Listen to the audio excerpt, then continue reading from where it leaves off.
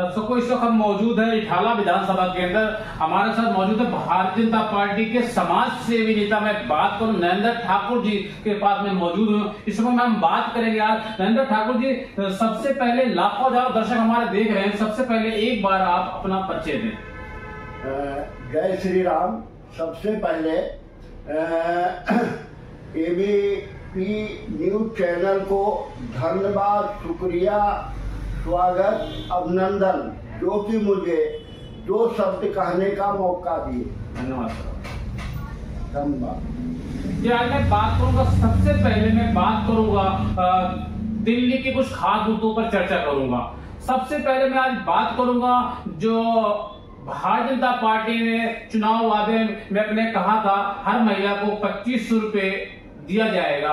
पहली कैबिनेट की जो विधानसभा सत्र चला उसमें मंजूरी दी गई, इसके लिए क्या कुछ कहना चाहेंगे आप? जी, सबसे पहले माननीय मुख्यमंत्री रेखा गुप्ता को हमारा स्वागत और अभिनंदन। सराहनीय कार्य इन्होंने शुरू कर दिया है युद्ध स्तर पर। जैसे आप ले लीजिए जमुना की सफाई, शिक्षा, स्कूलों में जाना, दौड़ना करना, निरीक्षण करना, बहुत बढ़िया। और तीसरा चीज जो लेडीजों का, औरतों का जो 2500 का स्कीम है, ये भी सराहनीय योग्य है। और मुझे लगता है वो दिन दूर नहीं कि दिल्ली का जमुना जी टूरिस्ट स्थल बनेगा। इसके लिए रेखा गुप्ता मुख्यमंत्री को बारंबार प्रणाम, स्वागत और अभिनंदन, जो कि मेरा कार्य इसी नाते इसी तरीके से दिल्ली में करते रहें और दिल्ली का विकास हो सके। आज तक किसी पार्टी ने दिल्ली के बारे में नहीं सोचा है और आप मुख्यमंत्री सोच रहे हैं तो नरेंद्र सिंह ठाकुर, सेक्टर 5, श्री नरहरि ठाकुर जी, सेवा समिति के अध्यक्ष, आपका स्वागत और अभिनंदन।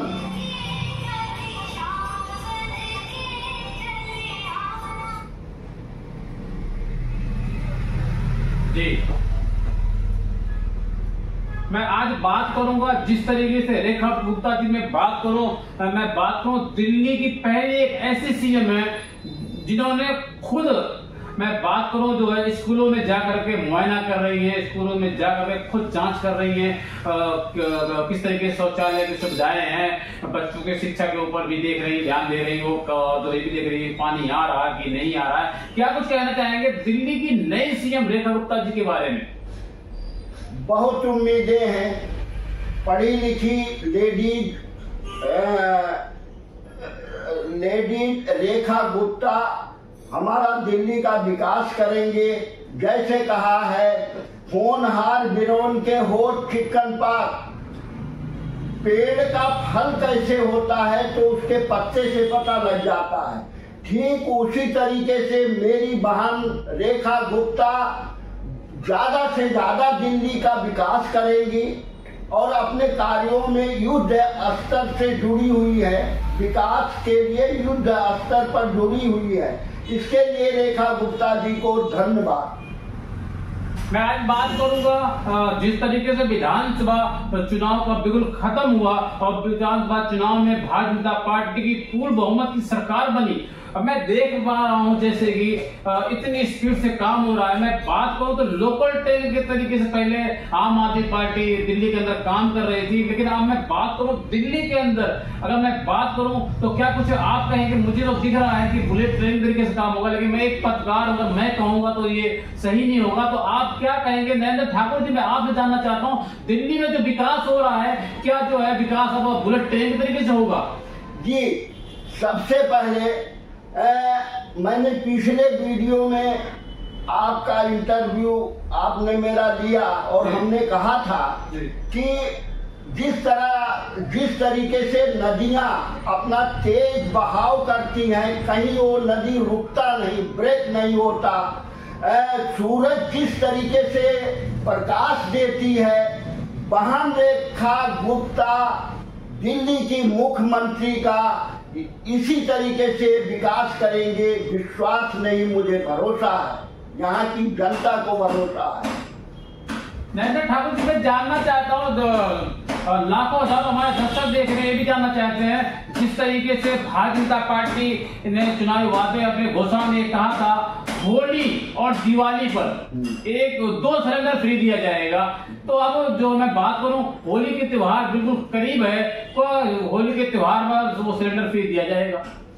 देखिए, हर योजना को लागू करना और उसको चालू करना, उसमें समय लगता है, लेकिन विश्वास करिए, हमारी मुख्यमंत्री रेखा गुप्ता हमारे दिल्ली को, जनता को कभी नाराज नहीं करेंगी।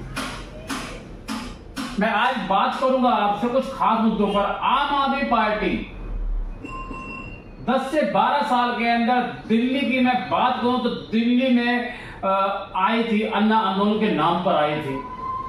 उन्होंने कहा था हम गरीबों के लिए काम करेंगे, लेकिन आम आदमी पार्टी ने 10 से 12 साल के अंदर में दिल्ली में पूर्ण बहुमत की सरकार थी आम आदमी पार्टी की, लेकिन आम आदमी पार्टी ने दिल्ली की जनता के बारे में सोचा।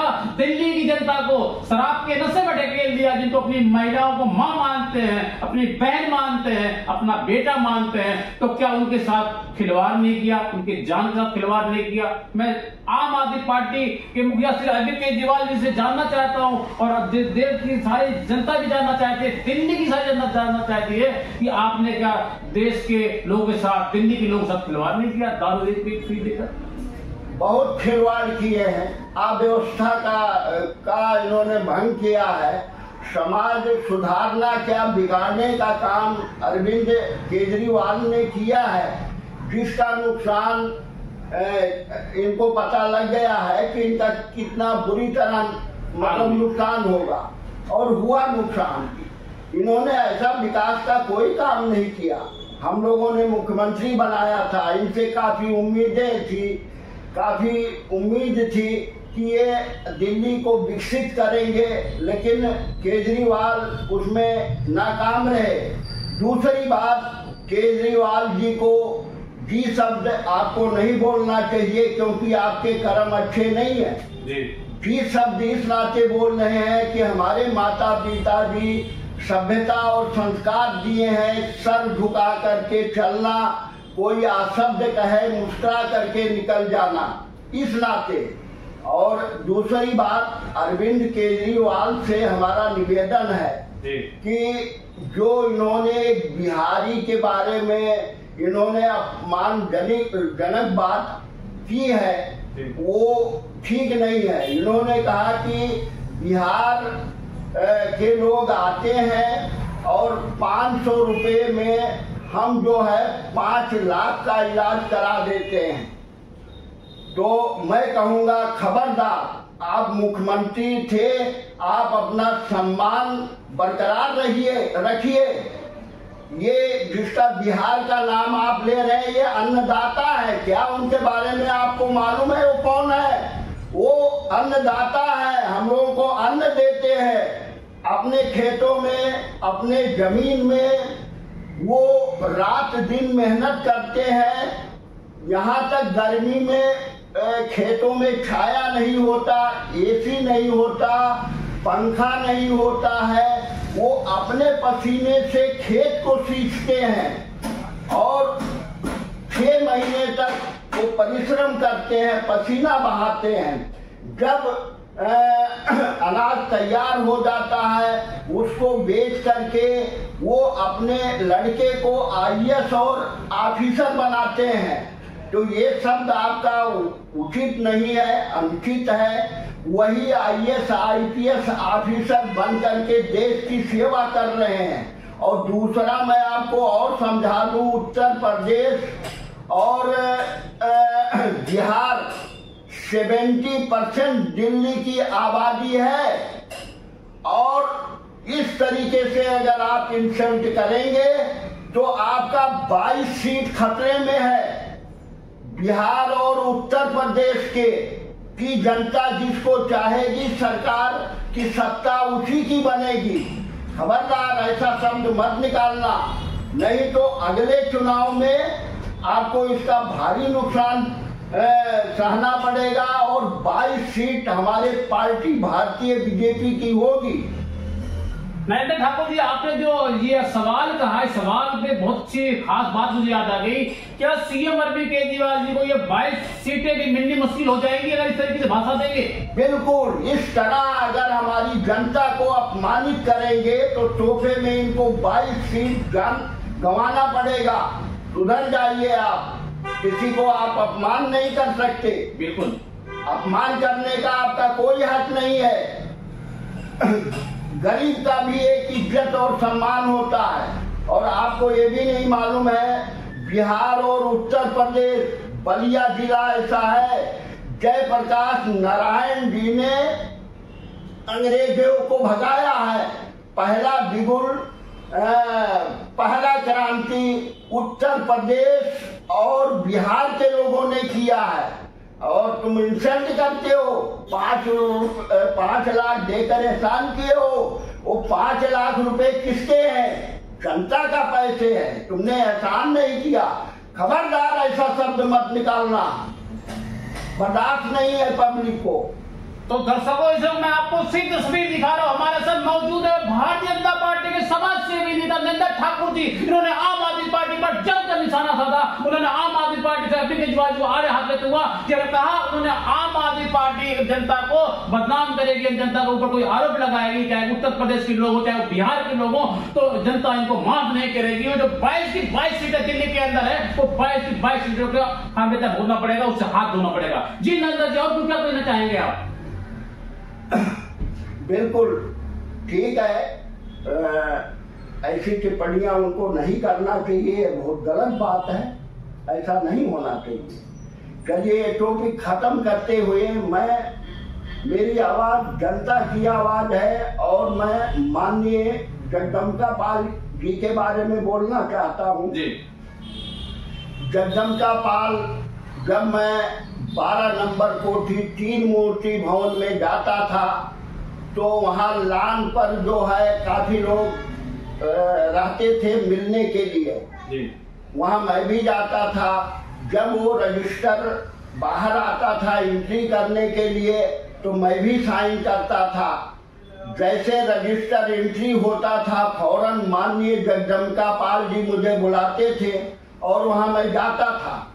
और यहाँ तक वो अपने सुख दुख की बात हम आपस में शेयर करते थे। तो उन्होंने कहा कांग्रेस पार्टी हमें आगे विकास नहीं करने दे रही है, ये दिक्कत कर रही है, ये परेशानी में डाल रही है। तो हमने कहा भैया उत्तर प्रदेश का सबसे बढ़िया वर्ड है भैया शब्द, सम्मानित शब्द है। मैंने कहा भैया क्यों परेशान हो रहे हो, कांग्रेस को छोड़िए और बीजेपी में आइए और हमारा सम्मान रखे और इज्जत रखे, हमारी बात को माने। हम कहें कि ऐसा है कि ये 12 नंबर कोठी भी आपकी होगी, आप सांसद भी रहेंगे, बस इतने बदलाव रहेगा कांग्रेस से बीजेपी में। तो उन्होंने ऐसा सराहनीय कदम उठाया, उसके लिए धन्यवाद। और दूसरा, बगल में बैठा करके मुझे खाना खिलाते थे। हमारा दोनों का अगल बगल मतलब सीट लगा होता था, हम एक साथ खाना खाते थे। वापस निकलते थे तो 12 नंबर गेट तक मुझे छोड़ने आते थे। ये सम्मान मेरा नहीं है, ये सम्मान डुमरियागंज के क्षेत्र के लोगों का है। ये सम्मान सिद्धार्थ वालों का है। और बम्पर वोटों से ये विजय प्राप्त हुए। ये दूसरा है, 10वां साल है जो कि सांसद है। मैं उनको नमस्कार करता हूँ जो हमारे को इतना बड़ा सम्मान दिए। मैं आपका माननीय जगदम्बिका पाल भैया, मैं आपका बहुत बड़ा आभारी हूँ। मेरा आपसे पहला और आखिरी सवाल, ठाकुर नरेंद्र जी आप खुल के बोलते, बेबाक बोलते हैं, इसलिए मैं आपसे सवाल कर रहा हूं। मेरा आपसे पहला और आखिरी सवाल, जिस तरीके से दिल्ली की सीएम रेखा गुप्ता ने मुख्यमंत्री बनते ही उन्होंने अपना एक जो कार्य करने का, जो शैली करने का जो तरीका दिखाया और ढंग दिखाया, जो स्पीड दिखाई, आपको क्या लगता है ये स्पीड इस तरीके से बरकरार रहेगी? दिल्ली की जनता के साथ 24 घंटे ऐसे ही वो काम करेंगी अगले 5 साल? बिल्कुल करेंगी, क्योंकि वो पढ़ी लिखी लेडीज है, उनको अनुभव है, जानकारी है, बिल्कुल करेंगी। बड़ा काम तो उन्हें शुरू में कर दिया कि यमुना जी को पर्यटक स्थल बनने में अब देरी नहीं लगेगी। अच्छा। शिक्षा स्कूलों में जा करके निरीक्षण कर रही है। तीसरा स्टेप, हाँ, एक सीएम होने के नाते तीसरा स्टेप महिलाओं के लिए जो 2500 का उन्होंने वादा किया था, उन्होंने पूरा चाहिए। इतने कम समय में ये तीन चीजें, ये आसान काम नहीं है। 5 साल 10 साल भी केजरीवाल रहा, इसने क्या किया? और इन्होंने तो 10 दिन में काम करके दिखाया। जी नरेंद्र ठाकुर जी, मेरा आपसे पहला और आखिरी सवाल, अब मैं बात करूं विधानसभा चुनाव का, बिल्कुल खत्म हो चुका है, विधानसभा चुनाव खत्म हो चुका है और दिल्ली में भारतीय जनता पार्टी की पूर्ण सरकार बनी। अब जो चुनाव आने वाला है, कुछ ही समय बचे हुए, 2 साल हम कहें तो अभी बचा हुआ है, तो निगम पार्षद का चुनाव करीब है। तो क्या आप रिठाला विधानसभा से वो कौन सी सीट होगी, वो कौन सा वार्ड होगा जहां से आप चुनाव लड़ना चाहेंगे? जी, ऐसा है कि अगर पार्टी हमें उस लायक समझेगी जी, तो मैं चुनाव जरूर लड़ूंगा। 22 नंबर वार्ड से, रोहिणी सेक्टर 5 से मैं जरूर लड़ूंगा, क्योंकि मुझे विकास करना है। मैं इनके बीच में 89 से रह रहा हूं, इनके सुख दुख को मैं जानता हूं और मुझे काम करना है। अगर मुझे सरकार मौका देती है, नहीं देती है, तो जन सेवा तो मुझे करने और मैं करूंगा। तो दर्शकों, इस वक्त मैं आपको तस्वीर दिखा रहा हूँ, सीधे हमारे साथ बैठे हुए हैं, मैं आपको उसी तस्वीर दिखा रहा हूँ, आप देख सकते हैं। रिठाला विधानसभा से भारतीय जनता पार्टी के समाज सेवी नेता नरेंद्र ठाकुर जी हमारे साथ मौजूद है, जिन्होंने भारतीय जनता पार्टी के लिए तन मन धन सब कुछ लगा दिया। मैं बात करूं तो 30 साल से ये भारतीय जनता पार्टी जुड़े हुए हैं। इन्होंने आम आदमी पार्टी पर जमकर निशाना साधा। उन्होंने आम आदमी पार्टी को कहा कि 10 से 12 साल के अंदर में आम आदमी पार्टी ने दिल्ली के अंदर विकास नहीं किया है और भारतीय जनता पार्टी की दिल्ली के अंदर पूर्ण बहुमत सरकार बनी है। अब आप विकास की बात करें तो बुलेट ट्रेन के जरिए विकास किया जा रहा है। कैमरामैन मैं साहिब सिंह के साथ नई दिल्ली।